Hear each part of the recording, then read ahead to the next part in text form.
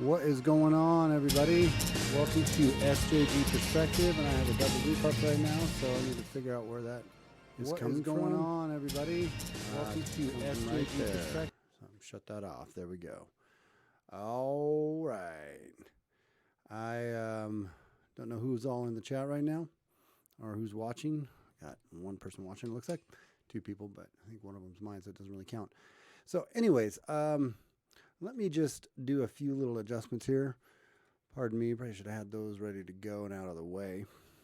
But anyways, welcome back to another SJG Perspective. I'm going to jump on again. It's going to be kind of a short stream tonight. I just wanted to talk about a couple things that were kind of bugging me. We're going to talk about Iran, what's going on in Iran with our warmongering over there, and talk about that the very misleading statement that AOC made in regards to the concentration camps, and how Mr. Joe Biden is also calling for physical revolution against Republicans. If you guys have been on my, following any stuff on my channel, I've been putting up videos on the series of the, I think I said 8 stages of genocide. I'm going to switch that to 10 stages because, well, there was 10 in the one I was doing, and the one I was reading had 8. So that's why I had originally put it up like that. It doesn't really matter. Anyways, it's funny how some of that stuff's already, we're seeing that. We see it all the time, but there was a couple examples of that, what's going on with that Kyle Kushkov or whatever it is, the kid who was 16, made some pretty gross comments, racist comments, and got kicked out of Harvard, or got his Harvard acceptance revoked, which, say what you want about what he said in the past and whatnot. It's funny how he gets his revoked, but David Hogg did not. And it's pretty evident that a lot of that had to do with his conservative takes and his Second Amendment takes and whatnot. It had a lot to do with that, even though a lot of people aren't pointing at that. But again, a conservative being, discriminated against. And people probably laugh at me and they say, conservatives getting discriminated.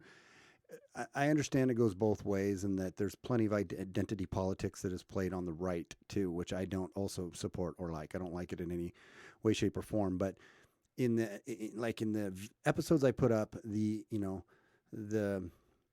comparison of what is going on with conservatives when it comes to the far left, and so the social media and Silicon Valley and the politicians and the different candidates running, there is definitely a big push to demonize Trump and everything he does and all the followers along with him.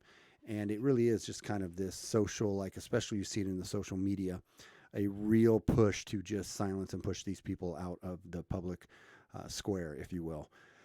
And then you see Joe Biden calling for actual physical revolution against Republicans. And it all goes along kind of with, you'll see a lot of parallels in these things that are happening right now, and then AOC saying how Trump is a complete and total authoritarian fascist when he is putting people in concentration camps. She completely skews that out of the way, completely causing polarization. I think it's stage 7 or maybe it's 8, where this is just, in the videos I put up, total perfect example of this, just polarization of what's going on, where she totally misleads and says, and talks about that in a very, straight, a very dishonest way.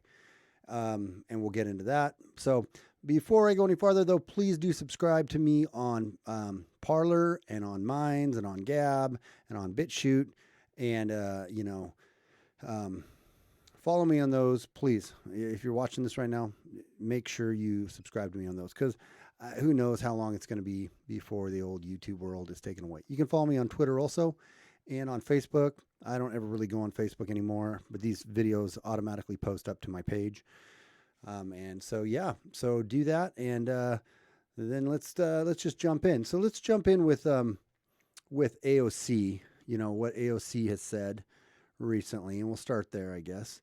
I'm going to switch over to I'm going to switch over to something real quick, and then I want to make sure that I have the right window capture up. Yeah, okay, perfect. I do. All right, done. So let's do this here. Can we put you, AOC, in the big window? There we go. All right. So there she is, AOC. Let's take a listen to what she has to say, and I might pause it in between it a couple times just to make some comments. But let's listen to what Miss Alexandria Ocasio-Cortez has to say. But the United States is running concentration camps on our southern border. False. We'll just stop her right there. We'll just comment as I go through. That's not exactly true. They are holding camps, basically. You can call them concentration or internment camps if you want to scare people and make Trump out to just be this terrible, wicked, evil, terrible dictator, right? But the full story is it's actually a military base that they're holding these immigrants in. And actually, Obama, believe it or not, used the very same one for the very same reasons, for immigrants that they didn't have room to put out other places, and they had to hold them in there. They held them in there for a time until they can figure out what they're doing with them and where they're going, if they're getting sent back, if they're getting let go and released out. So that's where they're holding them right now, but not in the way occasionally Cortex is spinning it. So we'll let her go on, but it's right out of the get-go. She's lying, and either she's too dumb to know the full story because she just read the headline in the Daily Beast that this was ran in, which the headline was done in a very misleading way, or she does know the truth that actually Obama did use the very same facility for the very exact same purposes, and she just doesn't feel like telling the truth because she knows that she can whip her followers up into a frenzy because all they're going to do is just read the headlines, or they're just going to listen to this little Twitch blurb or Periscope blurb that old AOC's putting up. So we'll let her go on. And that is exactly what they are. They are concentration camps. Okay. So they are concentration camps. They are actually getting them ready to throw these poor Mexicans and immigrants into the ovens, right? That's what we are. We're equating it to an actual concentration camp as in Nazi Germany, right? We're making sure we tie them into concentration camps because we want to make everybody believe and understand and know and realize that Trump is a fascist. He is a Nazi, and he hates Mexicans, and he can't wait to just throw them in an oven. That's basically what she's, there's hyperbole obviously in what I'm saying here, but the way she is spinning this is just so disingenuous. And if that doesn't bother you,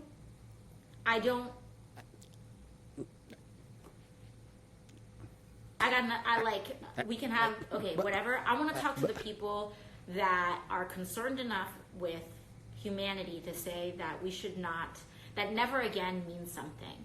So right there, she's like, so if you are okay with that, then you are, what can I say? You are just, basically you're the vermin. You are just like, you're just, I don't even have words because there's a lot of empty space in my brain. But I want to speak to, then she acts like she gets so genuine. I want to speak to the people that this bothers. Well, are you gonna call out again? Are you gonna call out Obama on this there, AOC? You gonna call Obama out on this too, about how he held these poor Mexicans and these poor immigrants in these concentration camps or these military bases that they're holding these people in?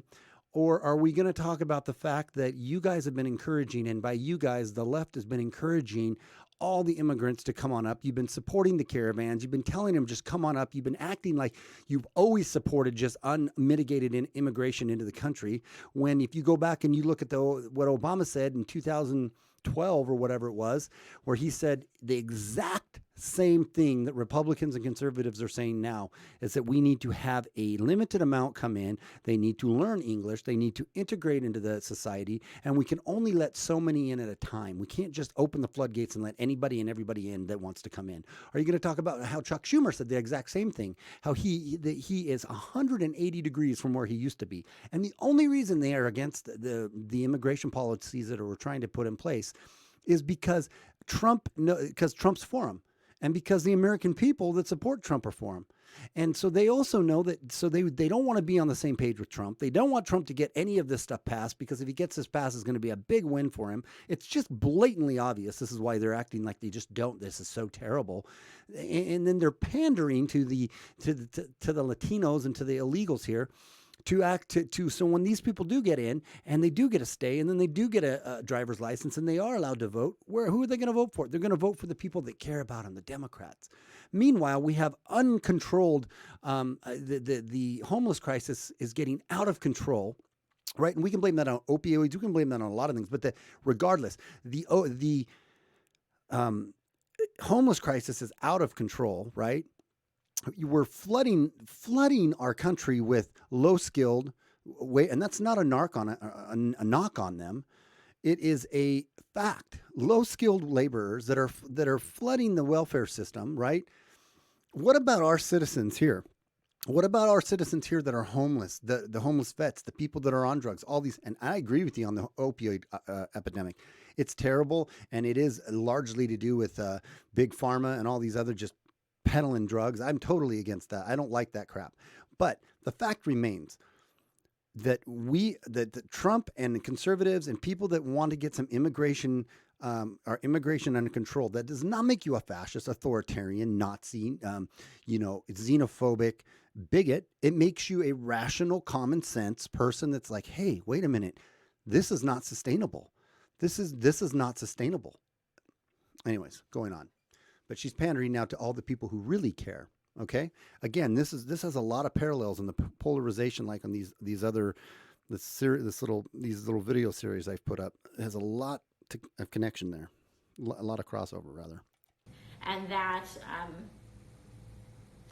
the fact that concentration camps are now an institutionalized practice. Well, they're not now an institutionalized practice. They have been a holding cell for people that come in illegally and we don't know what to do with them or don't know where to put them or we don't have, enough space for them. So, and like I said, again, this was done with Obama. I'm not sure if it was done with Bush before then, but I would assume in some fashion the same thing was done with Bush. But it was for sure done with Obama, the savior of the left, right? The best president this world's ever seen, according to the left. It was done with Obama, right? This is not a new thing, AOC. So you either know this and you're lying, or you are completely uninformed and you look like an idiot. So which one is it? In the home of the free is extraordinarily disturbing. And we need to do something about it. This week, immigrant children were moved to the same internment camps where the Japanese were held in the earlier 20th century. She actually didn't know exactly when that earlier 20th century. She didn't know exactly when that was. But here again, AOC, are you so concerned about the children, right? What about the children that are being raped in unprecedented numbers and the human trafficking that's taking place? Are you concerned about that? Are you concerned about the terrible,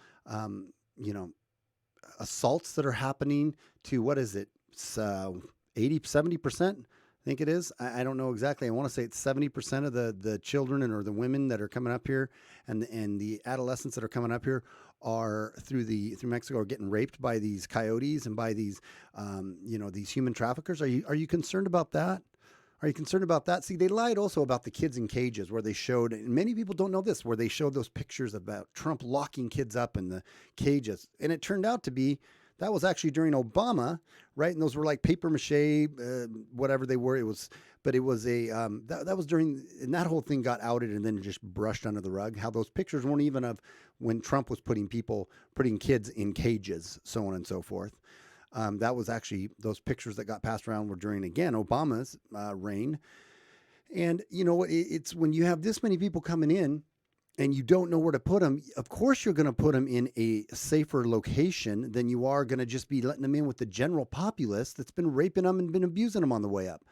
So, and then 30% of the people coming up that are claiming they're family units have been proven through rapid DNA testings that they're not family members, right? They're not, it's all a lie. It's all a ruse to get in, because if you say you're a family unit, you get quicker processing, and you get processed, held for, I think, a month, and then released out into the nation. You get put out, and then you got to come back in a few years down the road when your court case comes up to see if you're going to be granted it or not. So at any rate, all of this is a bunch of rhetoric and lies and polarization and just lies. It's straight up lies from old Alexandria Cortez, whatever her name is, Cortez. So yeah, that's kind of silly and interesting though. It's interesting. But Way to the lie. Oh, United oops, States I is running. unpaused her. Ooh, that hurt my brain. Having to listen to her again. Okay, so let's jump over here to real quick.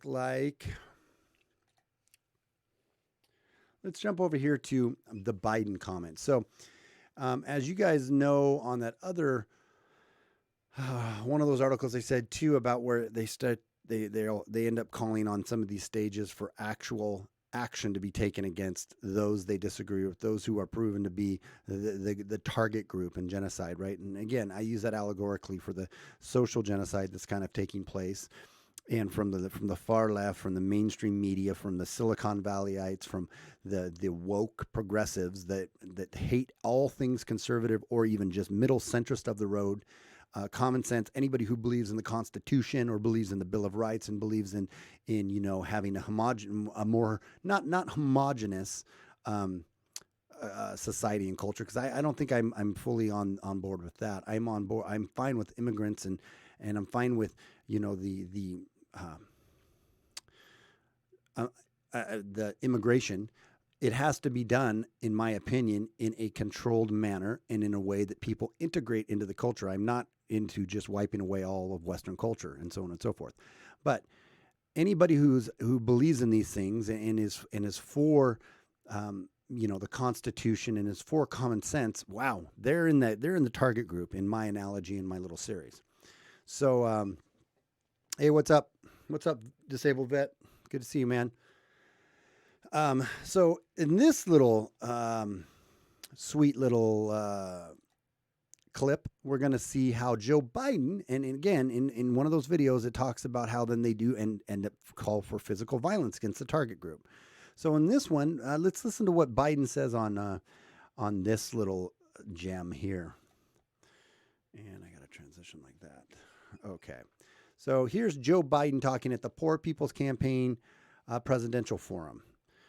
And he is asked a question by, I don't know what her name is, Joyce something or other. And let's see how he answers. Here we go.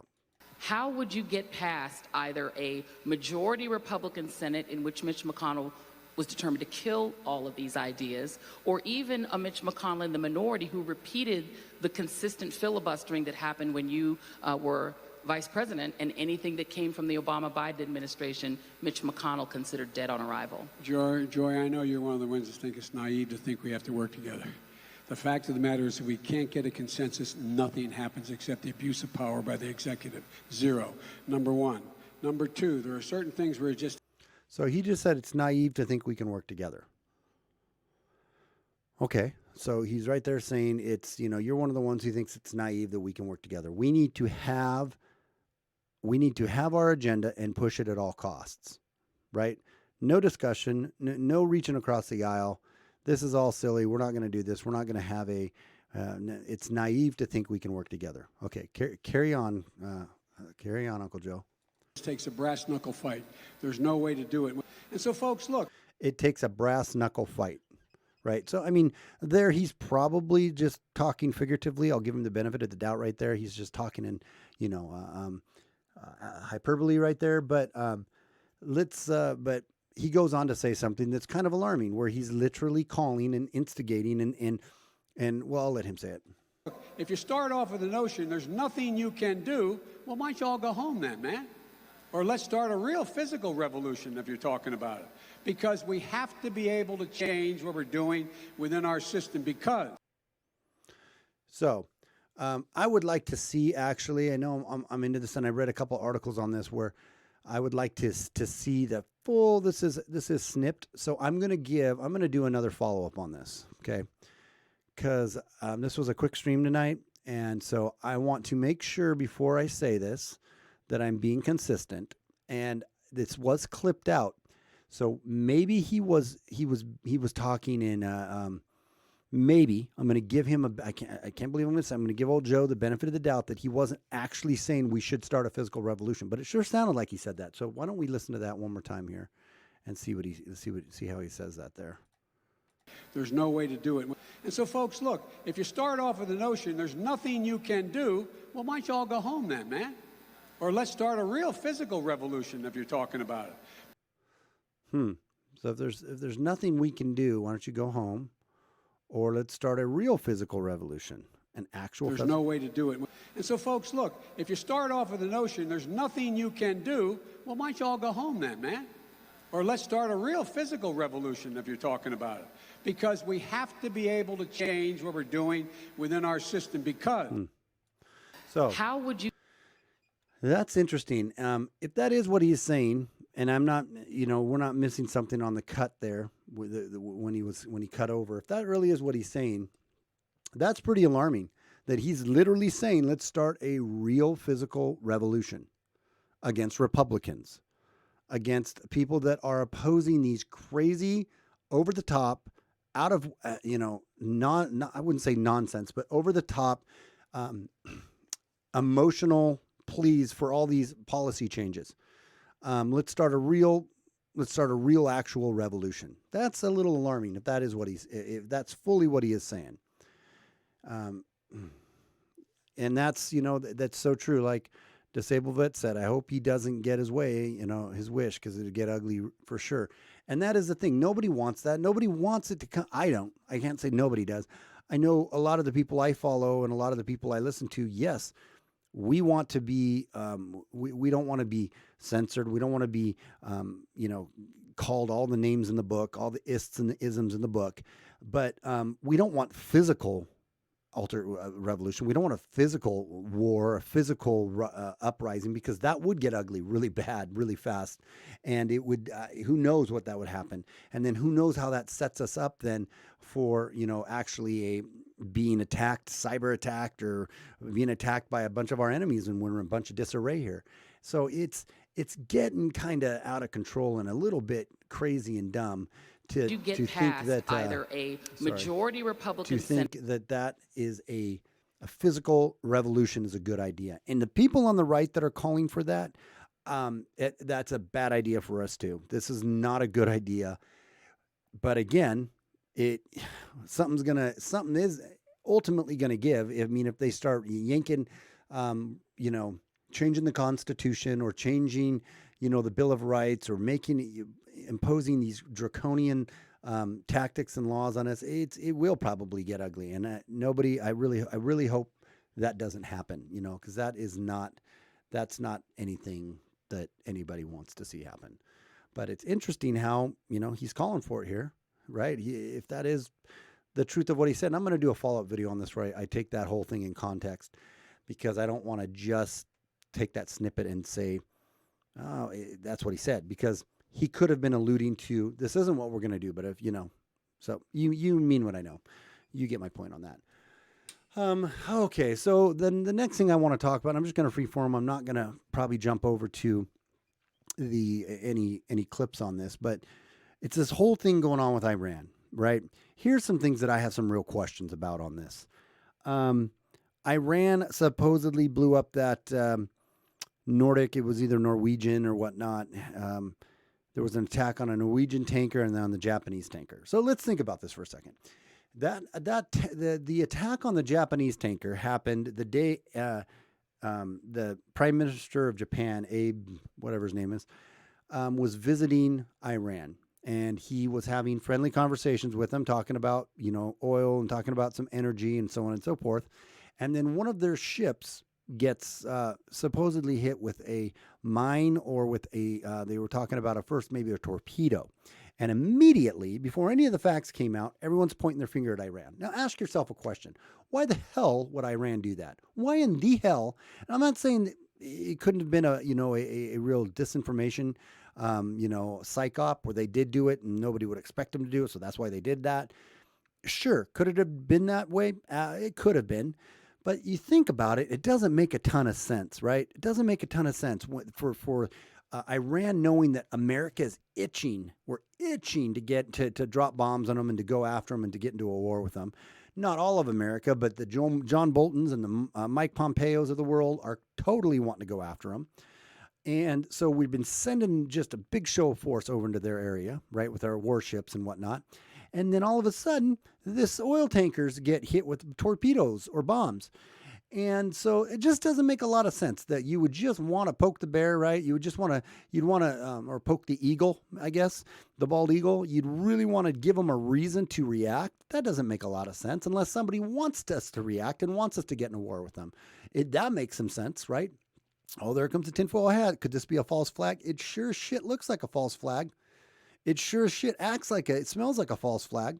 And don't tell me false flags in the scenarios like this don't exist, because all you got to do is go back and look at the Gulf of Tonkin that got us involved in Vietnam, full-fledged in Vietnam. And this is not an anti-troops. This is not an anti-American forces rant. This is an anti-warmongering pieces of crap rant. These assholes in Washington, these neocons in Washington, and these warmongering Democrats and liberals in Washington that want to get us involved in another stupid war. How many wars do we need to be in? How many lives and blood of our American troops and our young boys do we need to spill? And for what? For what? For what? This gets me fired up and I get angry. And I'm free flowing on this. I get angry, man. Another thing that is interesting about this is that then shortly after this came out, there was a video of who they think it was Iran, right? Somebody from Iran going and removing some of the evidence so it couldn't point out that it was Iran. But we have video of a boat going up and, they claim was Iran. Some people from Iran taking the evidence away from that explosion. I have a question. An explosion just happened. We're trying to figure out exactly who does it. And we start filming. We have videotape of them doing it, of them removing evidence from this crime scene, right? This international crime scene. And we just watch the video from far off and we're just like, Roger that. Do you catch that? Do you catch that John boat going up there, Johnny? Yeah, I'm seeing it, man. I'm seeing that John boat there. Looks like looks like we should, they're messing with the explosion. Should we call this in? No, that's fine. Copy that. Let's just sit back and get another cup of coffee and we'll just record them. We won't call anybody. We won't call anybody to go over there and to race up and to apprehend those people, to find out who those people are, to find out who those people work for, to find out what they're doing. We're just going to videotape it. We're just going to videotape it from a distance away and then tell everybody it was Iran. We're not going to actually go over there. It's not important enough for us to go over there and stop whoever's doing it and find out what they're doing and who they are, right? No, God forbid, we wouldn't do that. But we're going to use this evidence, just like we said, Assad gassed his own people. And then the OPC comes out and says that isn't the truth. All this has been debunked, factually debunked, saying, nope, that didn't happen. He couldn't, it's not physically possible that he could have dropped these bombs. This was all a ruse. It was all a false flag, probably perpetrated by the white hats to get us involved in Syria, to try to get us to engage with Bashar al-Assad, right? You can just go down the line one after another where you have these setups that are try to get us involved in it. Now, I'm not going to say I know who's doing it. There's people out there that would love. I mean, there's some maybe suspects we could talk about, but I'm not gonna postulate on those right now. The fact of the matter is, it makes no sense that Iran would do that. It makes no sense that when we've seen somebody taking the evidence away that we wouldn't go over there and try to figure out what's going on, right? And try to apprehend those people. All of this makes no sense except for the fact that if we're itching to get at Iran and we need to try to get the backing, the public support to do this. So I'm hoping to sweet Jesus that we aren't dumb enough and that our Congress and that our, the powers that be and that President Trump doesn't listen to John Bolton. I hope he fires John Bolton. I hope he shit cans John Bolton. I hope he shit cans Mike Pompeo. These guys that wanted to get into Venezuela just a month ago. Well, all of a sudden, there's nothing about Venezuela. All of a sudden, that coup fails and there's nothing about Venezuela anymore. Now we're on to Iran, right? And then Syria, we're not hearing much about what's going on in Syria. It's because our meddling, it's harder for us to meddle now because there's so many cameras and so many suspicions about us meddling in all these different places around the world. that we're kind of suspicious on what's going on, and too many people, there's too many eyes on it right now. Another reason why they're trying to, I think, work on being able to call, label everything conspiratorial news when you talk about these things and so on and so forth. It's because they need to discredit any of these other alternative voices out there that are calling bullshit when they see it. So I find that pretty interesting too, and if you go back to Wesley Clark back in 2006 with his interview with NPR, when he's talking about the papers, and when he's talking about how he was right after 9/11 happened, shortly after 9/11 happened, and it's in an interview in 2006, but he tells a story that happened shortly after 9/11, a year after 9/11, where he was at the Pentagon and he was being talked to by one of his colleagues about how this colleague had just got a memo down from the higher up brass that said that they were going into 7 different countries. It was Libya, it was Libya, Iraq, Afghanistan, Syria, one other place, and then also they were going to end it all off with Iran. And they wanted to do this back in 2006 in 7 years. Well, that time frame got shifted and pushed back a little bit and messed with. But it's just a blueprint that you can see laid out perfectly in front of you. We've wanted to go into Iran for a long time and try to find a valid reason to go into Iran for a long time. We're itching to get to war with them because Saudi Arabia hates Iran, right? Because Israel hates Iran. And because we just, they don't play nice with us. And they're allies with Russia. They're allies with China. They're allies with Syria. So it's a big, bad deal if we do anything. If we start a hot war with Iran, it is going to be a shit storm. It's going to start it is more than likely, most likely going to start a World War III. It's going to start a world confrontation. Russia's been saying it. They've been saying, that they don't. We need to wake up. Why aren't the Western people? Because we're too enamored with the whole collusion, right? We're too enamored with all these other like domestic. Because Iran is pretty backward ass, man, in a lot of ways. But the fact that we're trying to pick a war with them is the stupidest shit I've seen. It doesn't cease to amaze me, and never ceases to amaze me. And I'm hoping Trump doesn't do it. I'm a guy that the one thing that I was happy about when he got elected was the fact that he said he was going to keep us out of these wars. He was going to get us out of Afghanistan and get the rest of the troops home from Iraq and get us out of Syria. And he wasn't going to be starting any stupid wars. So I really hope that he stays to that. So I'm going to read disabled vets chats here. He says, it says, China Joe called everyone in Iowa and Idaho stupid in one rally. Yeah, that makes sense. He's not using the word deplorable, but he has to hate on the Trump crowd. He's really not going to try to woo them. He's going to try to wake all the ones up that the other half of the country and try to get those out and just they're going to try to squeak out a victory. I don't think it's going to happen though. I hope he doesn't get his wish. It'll be ugly. Yeah, for sure. Patriots want peace, not war, but if war comes, we will bring a fight with fire in our veins. And that is the truth. I mean, we don't want a civil freaking war.